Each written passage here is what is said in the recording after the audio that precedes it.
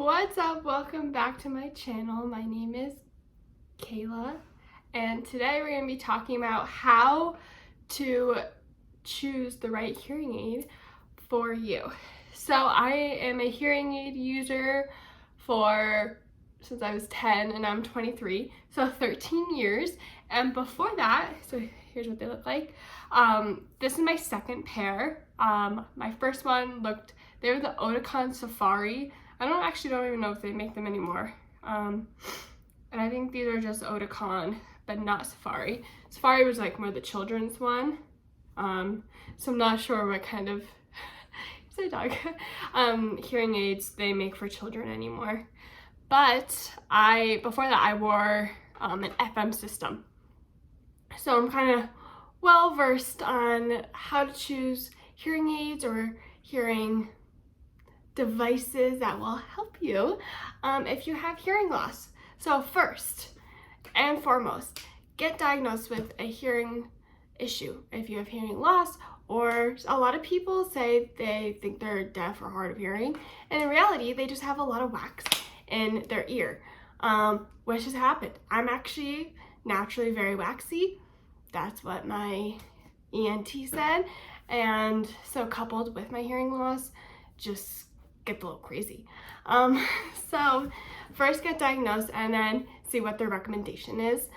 Hearing aids might be perfect for you. Sometimes there's also other ways that you can really help your hearing loss. Maybe like say you're a student sitting in front of a classroom, like in the front instead of in the back. Just like little things like that can also help. But if the recommendation was to get hearing aids, then start researching. Like glasses, kind of like anything, like phones. There's a huge broad spectrum of them. You can get a flip phone that works for calling and you can text on it, but like it's not going to be like iPhone quality, but it still technically does everything a phone needs to do. So there's a spectrum of hearing aids. You can get them on Amazon for 20 bucks. You can get them at an audiologist for $5,000 per hearing aid. And when I got mine, so my first pair was when I was in 6th grade, so I'm guessing that's when you're around 10. That's why I'm saying I'm gonna go with that. And then it lasted me until I was gonna go away for college. I wanted like one for my college hearing aids, and these are my college one, even though I graduated college a couple of years ago. So they last a good amount of time. So let's see, 4, 5, 6 years. And there's so many different types of hearing aids. You can get the ones so here are mine. Let me just show you an example. You can get one that go behind your ear. So let me show you what it is. It goes behind your ear. You could probably barely see it. Even the ones behind your ear, you can get a behind your ear one, but it'd be like a lot smaller than this one. It's like tiny. Or you can get one that's just like in your ear, and it literally just looks like a mold. So it's kind of like headphones, kind of like this without this part. It's literally just like that. And it doesn't go, and there's no thing to go behind your ear. It's called in the ear hearing aids. And it doesn't have this part. Yes, I know it's really waxy. Sorry about that. And there's so many different reasons on why you would choose behind the ear or in the ear, or what really works for your lifestyle.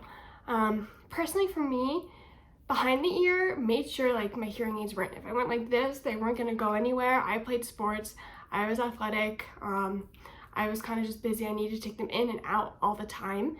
And specifically, because I was in school, they really suggest behind the ear. Obviously technology has really grown and everything, but they suggest behind the ear because if you look at the bottom here, kind of looks like there's like a little hole. That's where my FM system would be attached to. So the teacher, it was kind of like this, it's actually pretty big, it was like down here. It would attach to my hearing aid instead of having to wear headphones, and then it would connect to the box. And I can also make the volume go up and down. I know in the hearing aids you can do that, but it's like just much smaller. But in the ear, hearing aids are more conspicuous. You're probably not going to see it that much. Even with these, like, because I am someone who has longer hair, like, I can hide my hearing aids, but I also really don't like hair in my face, so I go like this a lot, so people are more able to see it,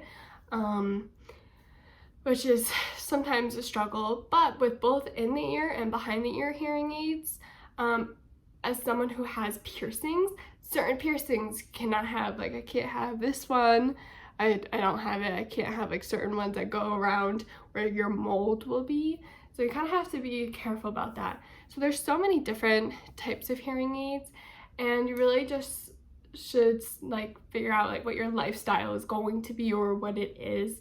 If you want people to be able to see it, if you don't really care. I never really cared.